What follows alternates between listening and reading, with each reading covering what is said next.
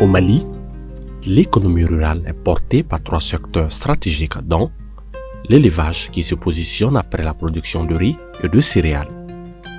Premier producteur de bétail dans l'espace UEMOA et deuxième dans la zone CEDEAO après le Nigeria, le Mali capitalise aujourd'hui plus de 12 millions de bovins et 46 millions de petits ruminants.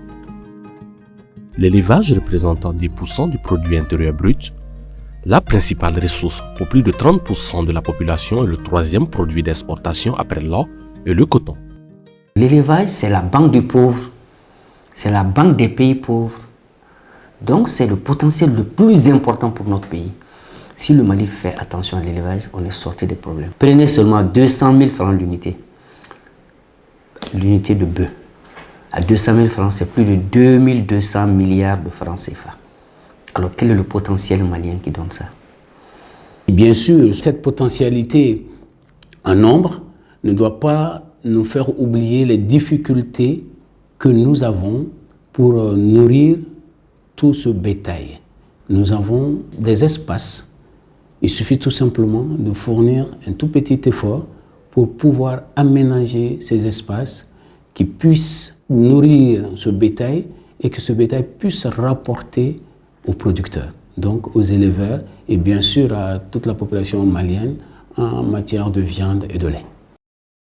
On distingue trois grandes pratiques, trois grands systèmes. Il y a le système pastoral, il y a le système agropastoral et il y a le système intensif. Le système pastoral, ça c'est généralement dans les zones du nord, je veux dire le Sahara et le Sahel, pratiqué par ceux qui ne font que l'élevage.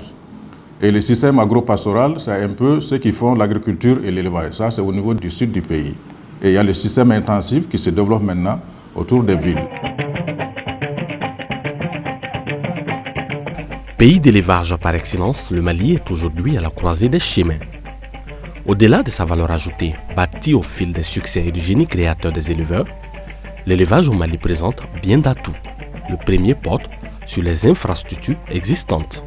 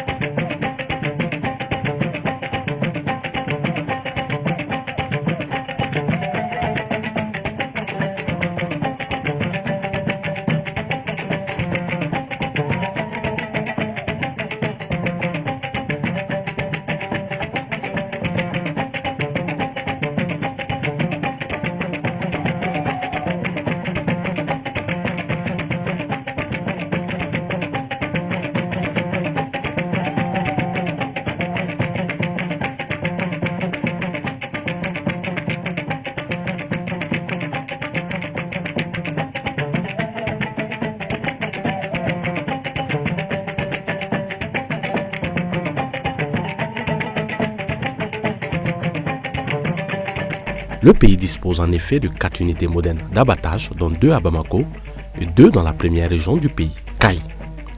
La Ham Industrie, l'une des 2 unités implantées en région, est une référence dans la sous-région. Unique en son genre dans l'espace UEMOA, cette usine est le symbole de la forte ambition du Mali en matière de transformation et d'exportation de la viande. Autre atout dont dispose le Mali, la disponibilité de la matière première, le savoir-faire des vétérinaires maliens et la technicité des structures étatiques de promotion du secteur. Les marchés de bétail de ce genre sont opérationnels dans toutes les régions du pays et témoignent du dynamisme commercial qui se renforce chaque année dans le secteur de l'élevage. Vous voyez le Sénégal, ils n'ont pas le bétail, mais ils vivent du bétail malien. Ils sont milliardaires sur le bétail malien. Pourquoi? Parce qu'ils ont mis juste une transformation. Ils ont des abattoirs modernes adossés à l'élevage du Mali. Dans le nord de la Côte d'Ivoire, toutes les communes ont fait des aménagements pastoraux. Il y a au moins aujourd'hui 30% du cheptel malien qui est totalement installé en Côte d'Ivoire. Port Boué, la viande coûte 2000 francs le kilo. Il coûte combien à Bamako?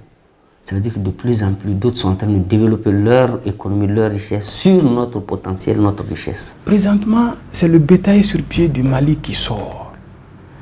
Et on a de ces pays voisins qui ont bâti leur industrie de la viande sur le cheptel malien.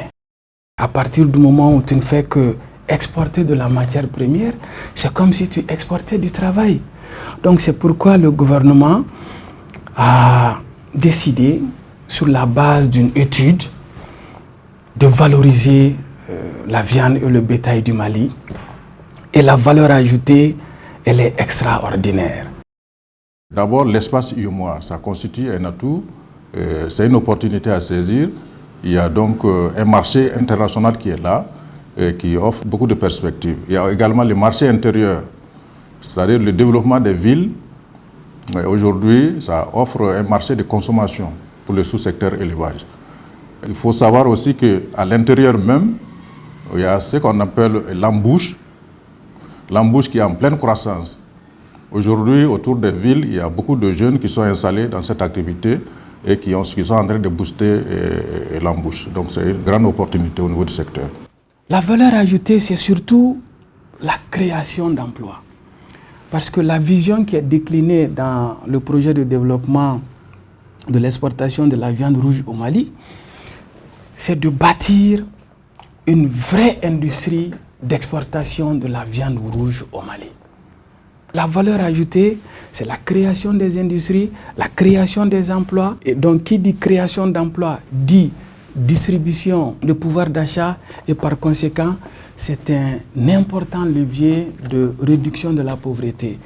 Et je rappelle que près du tiers de la population malienne vit de l'élevage. Aujourd'hui, ce pays dispose de cadres dans le domaine de la santé animale, vétérinaires, ingénieurs ou techniciens, mais surtout des docteurs vétérinaires qualifiés qui peuvent assurer ou assumer cette responsabilité ou cette fonction en matière de contrôle qualité pour que cette viande d'abord puisse être consommable sans porter dommage aux consommateurs, aux Maliens, et aussi pour que notre viande ne puisse pas être qualifiée de viande dangereuse à l'exportation.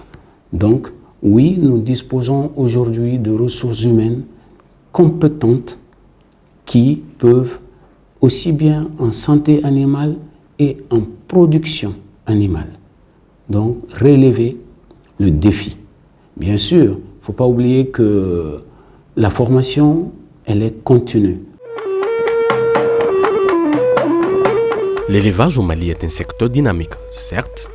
Il n'en demeure pas moins vulnérable, notamment face à la conjoncture naturelle et aux initiatives volontaristes menées dans divers pays de la sous-région pour capitaliser le fort potentiel malien. Imaginez, Bamako seul consomme entre 800 et 1000 têtes jour. Bamako seul. Vous imaginez, rapportez ça au mois, ça fait combien? 800 têtes, c'est 8000 en 10 jours. Donc, un cheptel qui peut soutenir ça, ça veut dire qu'il est immense.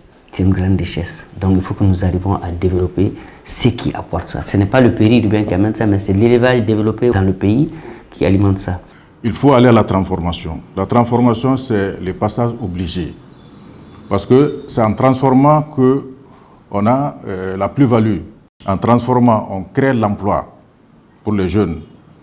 On développe l'agriculture, parce que les animaux, en les exportant comme ça, les contenus de base qu'on peut utiliser pour l'agriculture vont échapper, alors que c'est des très bons fertilisants pour l'agriculture.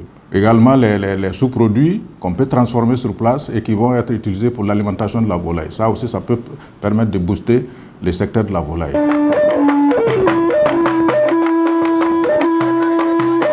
Les défis du secteur sont connus. Les plus importants ont trait, entre autres, au renforcement des capacités des organisations d'éleveurs, au développement de la production, à l'amélioration de la santé animale ainsi qu'à la transformation du bétail en viande.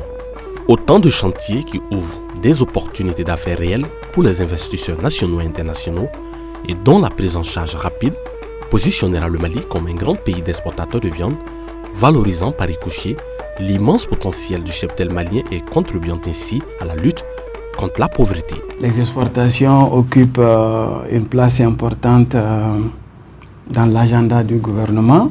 Si vous prenez le CRED même, il y a un objectif qui est spécialement consacré au développement des exportations. Et à part l'or et le coton, qui sont des produits stratégiques, tous les produits made in Mali sont exportés sans payer 0 franc. Le gouvernement a créé le cadre approprié pour faciliter toutes les démarches. Le Mali est un grand pays d'élevage. La contribution économique et sociale de ce secteur pourrait se multiplier si des actions fortes sont prises, notamment en matière de transformation.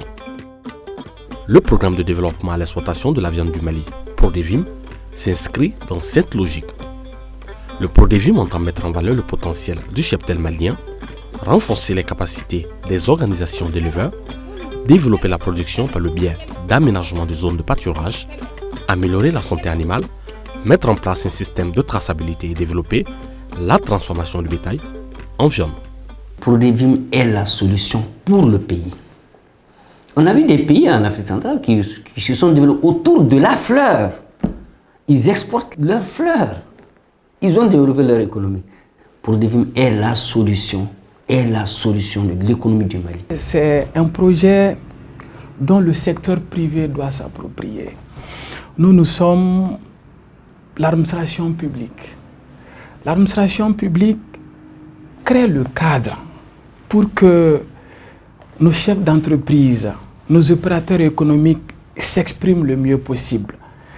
Et si j'ai un coup de cœur, c'est d'inviter ces opérateurs économiques à s'approprier davantage ce projet. Nous souhaitons vraiment plein succès à ce projet, on va l'accompagner.